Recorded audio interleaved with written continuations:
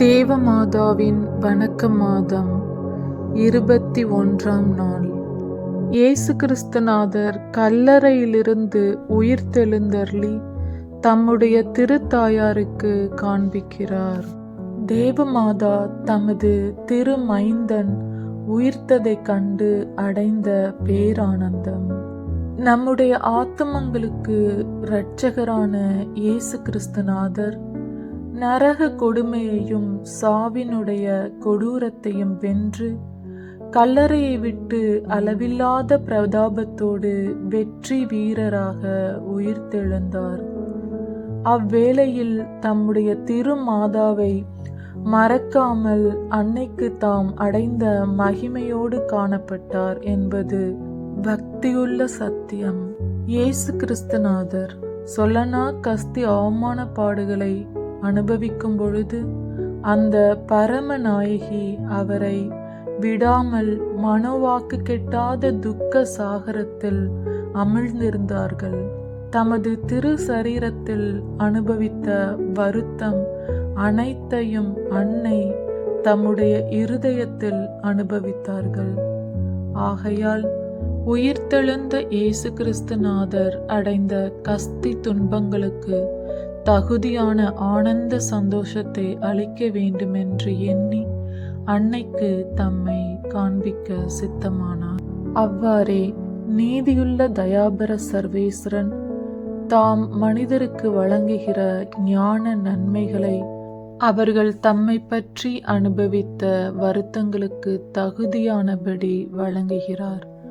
ஆகையால் உலக மீட்பரை முழு மனதோடு நேசித்து அவர் அடைந்த துன்பங்களுக்கு இறங்கி அவருடைய திரு சிலுவையை சுமக்கிறது போல் அவரை பின்பற்றி கல்வாரி மட்டும் பின் செல்வோமானால் அவர் பொழிகிற ஞான சந்தோஷத்துக்கும் கொடுக்கிற உன்னத மகிமைக்கும் பங்கு பெற்றுபவர்களாக இருப்போம்.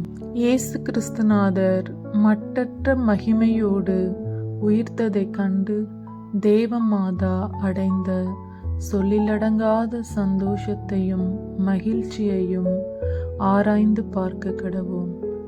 அந்த பரமநாயகி தமது திருமைந்தன் சூரியனை மங்கச் செய்யும் பிரகாசத்தை அடைந்த அச்சம், சூட்சம், இலகு, பிரகாசம் என்ற மகிமை வரங்களை பெற்றதைக் கண்டு தாம் முன்னர் அடைந்த வியாகுல வேதனைகளுக்கு பதிலாக மற்றற்ற மகிழ்ச்சியினால் பூரிக்கப்பட்டார்கள். அப்பொழுது அவருடைய திரு உடலில் வெற்றி அடையாளங்களைப் போல் இருக்கிற திரு காயங்களை முத்தமிட்டார்கள் அன்னை. மோட்சவாசிகள் பேரின்ப வீட்டில் உணர்கிற இன்ப சந்தோஷத்தை அனுபவித்தார்கள். அனித்திய உலகில் இருந்தபோதிலும் அவர்கள் மேலான ராஜ்யத்திற்குரிய மனோவாக்கு கெட்டாத பேரின்பத்தை நுகர்ந்தார்கள்.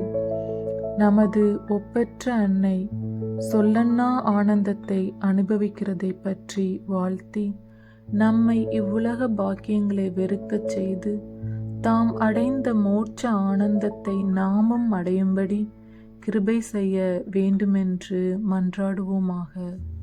தேவமாதா தமது திருமைந்தனிடத்தில் அவரை விட்டுவிட்ட சீஷர்கள் திரும்பி சேருகிறதைக் கண்டு அடைந்த சந்தோஷம். இயேசுநாதர் உயிர்த்ததற்கு பின்னர் அப்போஸ்தலர்களும் மற்ற சீஷர்களும் அவரிடத்தில் திரும்பி வந்து சேருகிறதைக் கண்டு தேவமாதா எவராலும் கண்டுபிடிக்க கூடாத சந்தோஷத்தை அடைந்தார்கள். அவர்கள் எல்லோரும் மேய்ப்பன் சாகிற வேளையில் ஆட்டுக்குட்டிகள் சிதறி போகிறது போல் சிதறி இருந்தார்கள்.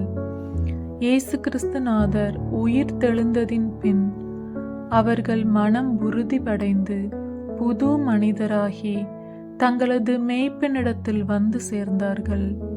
நாமும் அடிக்கடி பாவம் கட்டிக்கொண்டு பசாசுக்கு அடிமையாகி இயேசு கிறிஸ்துநாதரை மறுதலித்துவிட்டு நமது திருத்தாயாருக்கு மிகுந்த கஸ்தி வருவித்தோம். எப்பொழுதும் மிகுந்த அன்போடு ஆண்டவரை நேசிக்கும் பரமநாயகிக்கு சந்தோஷம் வருவிப்போமாக. பரிசுத்த கன்னிகையே, எங்களுடைய பலவீனத்தினால் ஒன்றும் கூடாமையால் எங்களை கை தூக்கி நாங்கள் பாவத்தில் ஒரு காலம் இல்லாதபடிக்கு கிருபை செய்துள்ளோம். புதுமை. முற்காலத்தில் லியோ இஷோரியா என்னும் அரசன் அப்பொழுது வாழ்ந்து வந்த பதிதர்களுக்கு உதவி செய்து தானும் பதிதனாகி தேவமாதா முதலான அர்ச்சிஷ்டவர்களுடைய அர்ச்சிஷ்ட பண்டங்களையும் சுரூபங்களையும் வணங்க வேண்டாம் என பணித்து கிறிஸ்தவர்களுக்கு அநேக விதங்களில் இன்னல்கள் விளைவித்து வந்தான். அப்பொழுது புனித தமாசன் அருளப்பர் கலிப் என்ற அரசரின் அமைச்சராக தமாசன் பட்டணத்தை ஆண்டு கொண்டிருந்தார். அவர் பதிதனான சிங்கம் என்ற அரசரை எதிர்த்து நின்று அவன் ராஜ்யத்தில் இருந்த கிறிஸ்தவர்களுக்கு பற்பல நிரூபங்கள் எழுதி அவர்களை சத்திய வேதத்திலும் விசுவாசத்திலும் திடப்படுத்தினார். அப்பொழுது சிங்கம் என்ற அரசன் அதை அறிந்து அவர் மீது பகை வைத்து அவரை கெடுக்க வேண்டும் என்ற ஆசையினால் ஒரு கபடமான தந்திரம் செய்தான்.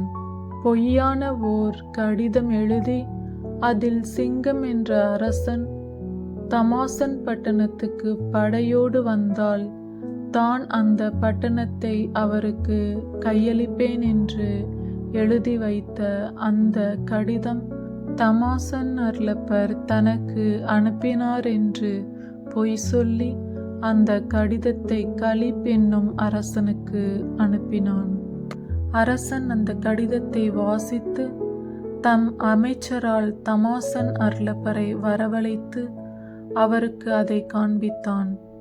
அவர் தன் கையொப்பம் வைத்திருக்கிறதையும் தன் எழுத்து போல் இருக்கிறதையும் கண்டு இது என் மீது உண்டான கபடம் என்றும் நான் அத்தகைய காகிதத்தை ஒரு காலும் எழுதவில்லை என்றும் எவ்வளவோ அவரிடத்தில் எடுத்து சொல்லியும் அவர் சொன்ன நியாயங்களை ஏற்றுக்கொள்ளாமல் அவரை கோபித்து அவருடைய வலது கையை அறுக்க கட்டளையிட்டான். அறுக்கப்பட்ட கையை தெரு வீதியில் அவர் செய்த குற்றம் எல்லாரும் அறியும் வண்ணம் கழுமரத்தில் கட்டி வைக்க சொன்னான். அப்படியே செய்தார்கள். புனித தமாசன் அருளப்பர் ஒரு கை இல்லாதவராக தமது வீட்டுக்கு சென்று அரசரின் கோபம் அமர்ந்த பிறகு அன்று மாலை மீண்டும் அரசரிடம் அறுக்கப்பட்ட கையை திரும்ப தமக்கு கொடுக்க வேண்டுமென்று கெஞ்சி மன்றாடினார்.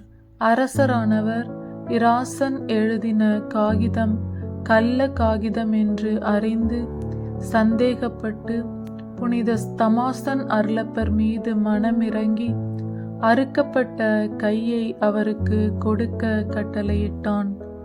அவர் அதை வாங்கி தேவமாதாவின் கோவிலுக்கு சென்று மிகுந்த பக்தியோடும் நம்பிக்கையோடும் மன்றாடினதாவது: என் ஆண்டவளே, உம்முடைய சுரூபங்களை வணங்காமல் இருக்கக்கூடாது என்று நான் எழுதினதினால் என் கை அறுக்கப்பட்டதே.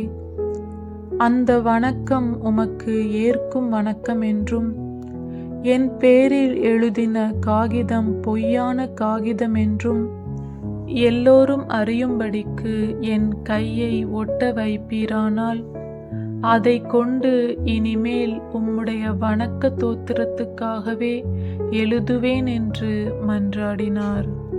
அப்படியே மன்றாடின பிறகு தேவ மாதாவை நம்பி தமது கைப்பட்டையில் துண்டிக்கப்பட்ட கரத்தை கோர்த்து வைக்கவே அற்புதமாக இரண்டும் முன்பு இருந்தாற்போல் ஒட்டிக்கொண்டன.